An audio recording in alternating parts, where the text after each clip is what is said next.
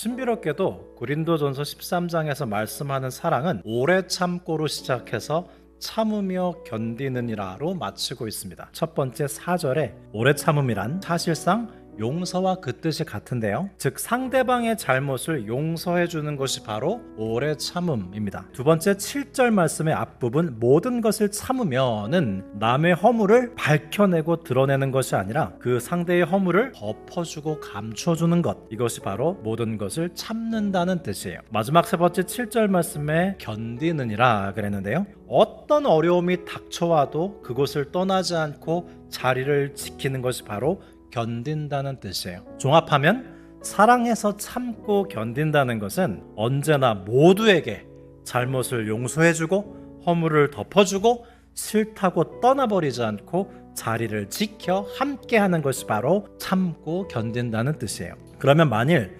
사랑으로 모든 것을 참고 견디지 않으면 어떻게 될까요? 이스라엘 백성들이 그만 하나님을 신뢰하지 못하고 참고 견디지 못한 결과 큰 실수를 하는 장면이 등장합니다. 하나님께서 그렇게 십계명과 성막을 주시기 위해 모세를 시내산 위에 불러서 이 두 가지를 주실 작업을 하고 있을 때에 이스라엘 백성들이 그 시간을 참고 견디지 못합니다. 그들은 하나님을 배반하고 금송아지 우상을 만들어 섬기고 말죠. 여러분, 우리가 사랑하고 참고 견디는 시간에 아무런 일도 일어나지 않는 것 같지만 그때 하나님께서 우리에게 가장 좋은 선물을 예비하고 계실 수 있다는 걸 우리는 기억해야 합니다. 사랑함으로 참고 견디면 어떤 일이 일어나게 될까요? 성경 원어로 인내란 집을 다 지은 다음에 마지막으로 지붕을 올려서 지붕을 덮는다는 뜻이 있습니다. 그러니까 우리가 만일 사랑으로 참고 견디면 마침내 집이 완성되는 걸 목격하게 되는 거예요.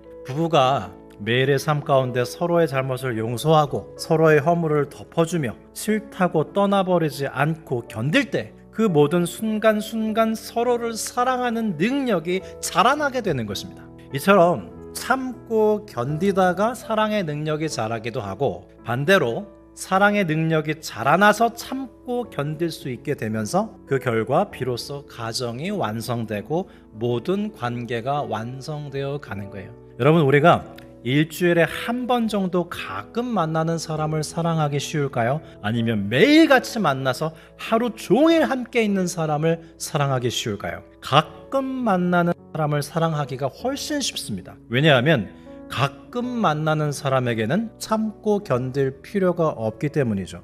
그러나 오래 참을 일도 없고 잘못을 용서해 줄 일도 없을 뿐만 아니라 서로의 허물을 덮어줄 필요도 없고 싫다고 떠나버리지 않고 견딜 일도 없이 과연 우리 안에 사랑이 자랄 관계가 있을까요? 백세 철학자 김영석 교수님은 무려 20년간 아내의 병수발을 하면서 자신의 100년 인생을 다음과 같은 한 문장으로 요약했습니다. 사랑하면서 고생했기에 행복했다.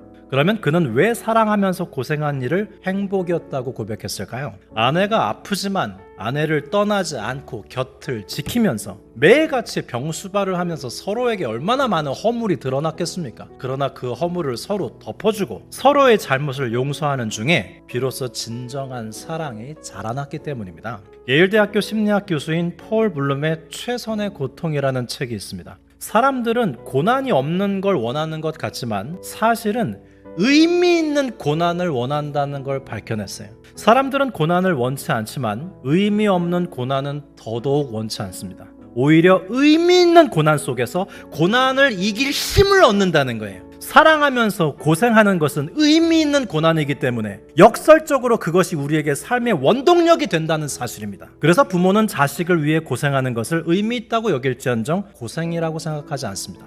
매일의 삶에서 우리는 부부간에, 부모 자식 간에, 직장 동료 사이에 얽히고 설키고 하나로 묶여 서로로 인해 고생하며 오래 참고 견디면서 사랑합니다. 사사기에서 사사들의 은사가 등장하죠. 고린도 교회도 은사가 많았습니다. 사사기에 등장하는 사사들의 놀라운 은사도 고린도 교회에 그렇게 풍부했던 은사도 하나같이 실패로 돌아가곤 했습니다. 왜냐하면 은사는 일시적인 것이기 때문에. 삼손은 블레셋 사람 3,000명을 죽이고 자신도 죽어버립니다. 그러나 인생은 죽어버리면 그만인 게 아니죠. 매일매일을 오래 참고 견디며 계속 살아야 하는 것이 인생입니다.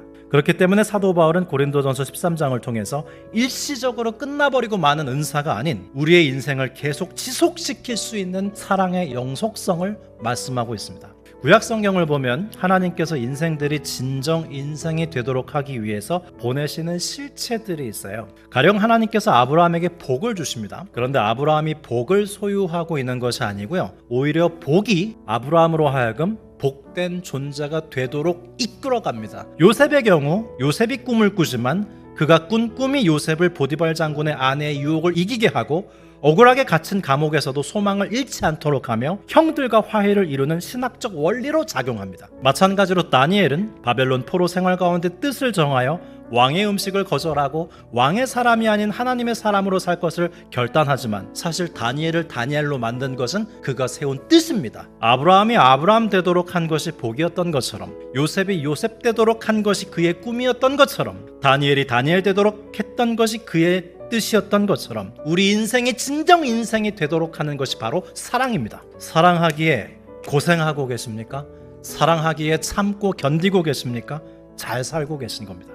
우리는 우리 안에 사랑의 능력이 자라날 때요, 그 사랑의 능력으로 이 힘든 인생을 살아갈 힘을 얻습니다.